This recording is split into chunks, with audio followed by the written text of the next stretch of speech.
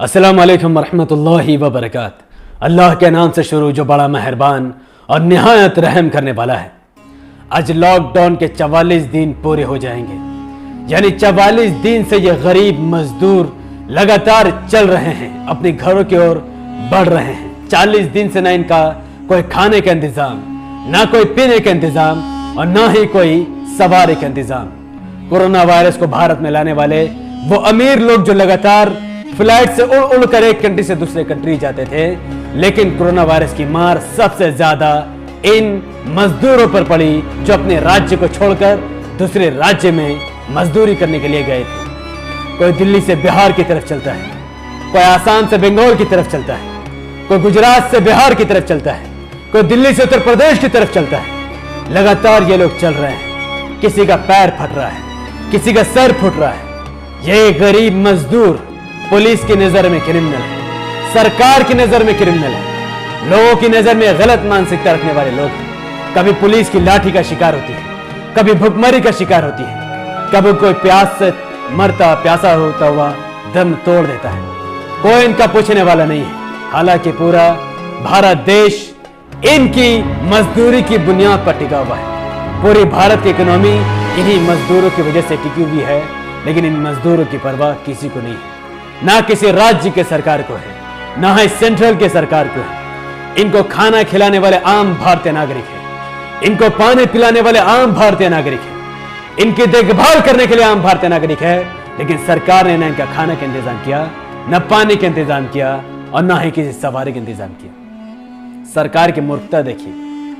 आज से 43 दिन पहले जब सरकार ने जनता कर्फ्यू लगाया और फिर संपूर्ण लॉकडाउन लगा दिया, ये मजदूर सरकार पर भरोसा ना करते हुए, क्योंकि सरकार तो भरोसे के लायक है ही नहीं, ये मजदूर अकेले दिल्ली से बिहार की तरफ पैदल चलते हैं। हालांकि हम सब जानते हैं कि बिहार से दिल्ली से बिहार की तरफ चलते में महीनों लग जाएंगे, फिर भी ये लोग बीवी बच्चा के साथ साथ चल पड़ते हैं। एक 7 महीने की गर्भवती महिला 7 दिन से पैदल चल रही है, लेकिन सरकार की कोई मदद नहीं है। पुलिस जब रास्ते में इनको देखती है तो मारकर कमर हाथ को तोड़ कर रख देती है। सरकार की नजर में हजारों की तादाद में अगर लोग पैदल चलते हैं तो कोई बात नहीं, लेकिन यही लोग गाड़ी में बैठ जाएंगे तो पुलिस गाड़ी को रोक लेगी और मार के हड्डी पसली तोड़ देगी। 40 दिन तक इनको इनके शहर में जाने से रोका जाता है। 40 दिन तक ये लोग भुखमरी का और प्यास के तंगी का शिकार होते हैं। और आज 40 दिन बाद जब लॉकडाउन हटने की बात होती है तो सरकार इनको इनके राज्यों में भेजने की बात करती है। अब इन मजदूरों का इनके राज्यों में अगर भेज दिया जाएगा तो अब इनके पास 40 दिन से कोई खाना नहीं, कोई पानी नहीं, कोई पैसे नहीं, तो घर जाकर आप करेंगे क्या? यही काम अगर सरकार 40 दिन पहले लॉकडाउन लगाने से पहले तमाम राज्य के मजदूरों को उनके शहरों में पहुंचा देती, फिर 40 दिन ये अपने घरों में आराम से खाना पीना खाते और 40 दिन लॉकडाउन खत्म होने के बाद ये लोग वापस अपने काम पे लौट आते। ये काम तभी होता है जब एक पढ़े लिखी सरकार, जब एक पढ़ा लिखा व्यक्ति, चाय बेचने वाला ना होकर एक पढ़ा लिखा व्यक्ति प्रधानमंत्री बनता है। लेकिन आपने एक चाय वाले, एक घटिया घिनौना मानसिकता के इंसान को प्राइम मिनिस्टर बनाया है, जो मजदूरों को गुलाम के सिवा कुछ नहीं समझता है। जो इतने घिनौना काम, कोई अनुभव मुझे बताए कि अगर 40 दिन पहले मोदी सरकार तमाम मजदूरों को उनके राज्यों में पहुंचा देती और फिर लॉकडाउन कर देती तो भारत का भलाई होता कि बुराई होता है। और आज 40 दिन बाद मजदूरों को जो वो राज्य में पहुंचा रही है और तमाम राज्यों के फैक्ट्री में कारीगर मजदूर है ही नहीं, तो भारत में अब इकोनॉमी का क्या होगा और मजदूरों के रोजगार का क्या होगा? क्या भारत की सरकार हर किसी के अकाउंट में 1 महीने के लिए 10,000 रुपये भेजेगी? नहीं भेजेगी। कहां है पीएम फंड? कहां है पीएम केयर फंड? जब हजारों लोग पैदल चल रहे हैं, रास्ता भटक रहे हैं, पहाड़ों में चल रहे हैं, दिल्ली से बिहार जाने के जब कहीं और चले जा रहे हैं, कहां है पीएम केयर फंड? जब योगी आदित्यनाथ 200-2,000 बस भेजता है, फिर भी एक मजदूर से 2,000 रुपए लिए जाते हैं, कहां है पीएम केयर फंड? जब एक नागरिक को बोला जाता है कि सरकार तमाम खर्चा उठाएगी आपको पहुंचाने के लिए, फिर भी रेलवे स्टेशन से तमाम मजदूरों से 1,000 रुपए लिए जाते हैं, कहां है पीएम केयर फंड? कहां है हिंदुत्व का ठेकेदार अक्षय कुमार का फंड? अक्षय कुमार का पैसा कहां है? ये पैसा 68,000 करोड़ रुपए अमीरों को माफ कर दिए जाते हैं, विजय माल्या, मेहुल चोक, हर किसी के, लेकिन मजदूरों के लिए 1 पैसा भी माफ किया जाता है। जिन लोगों का आज भी इलेक्ट्रिसिटी का बिल आता है, 1 महीने से हर किसी का जॉब बंद है, फिर भी सरकार उससे हर बार इलेक्ट्रिसिटी का बिल भेज रही है, हर बार मकान मालिक टॉर्चर कर रहा है। कौन देगा इनका पैसा? सरकार मुंह उठा के बोल रही है कि मकान मालिक 3 महीने तक पैसा नहीं दे, तो क्या मकान मालिक क्या खाएगा?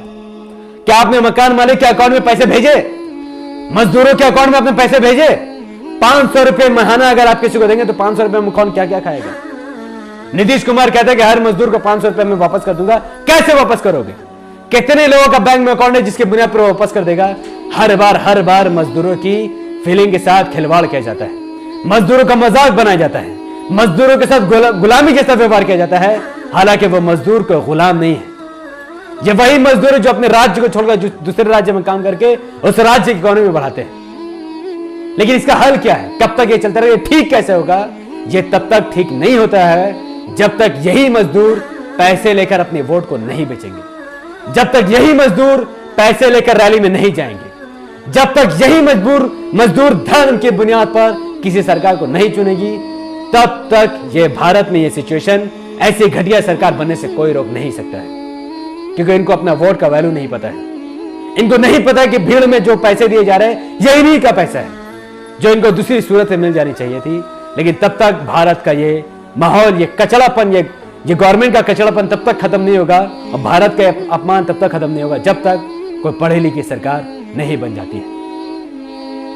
तो इसीलिए आने वाले इलेक्शन में धर्म के आधार पर वोट मत दीजिए। एक पढ़े लिखे व्यक्ति को वोट दीजिए, वो किसी भी पार्टी से हो, बीजेपी से हो, कांग्रेस से हो, एमआईएम से हो, आम आदमी पार्टी, फर्क नहीं पड़ता है। लेकिन वो बंदा पढ़ा लिखा और ईमानदार होना चाहिए। उसका बैकग्राउंड क्रिमिनल रिकॉर्ड से नहीं भरा होना चाहिए, बलात्कार की रिपोर्ट से नहीं भरा होना चाहिए। अब ऐसे व्यक्ति को वोट दीजिए। इंशाल्लाह कभी ऐसी सरकार बने जो मजदूरों को ख्याल दे। इस वक्त मजदूर परेशान हैं, बेहाल है। इनकी मदद कीजिए। सरकार इनका कोई मदद नहीं करने वाली। आप इनकी मदद कीजिए जितना ज्यादा हो सके। नबी करीम सल्लल्लाहु अलैहि वसल्लम से किसी ने पूछा कि बेहतरीन इस्लाम क्या है? रसूलुल्लाह सल्लल्लाहु अलैहि वसल्लम ने फरमाया कि तू भूखे को खाना खिलाए और सलाम को आम करे। बहुत बहुत शुक्रिया। अस्सलाम वालेकुम रहमतुल्लाहि व बरकातहू। अल्लाह की सलामती, रहमत, बरकत आप तमाम भाइयों और बहनों पर हो। मैं अल्लाह भी पीस अपॉन अस।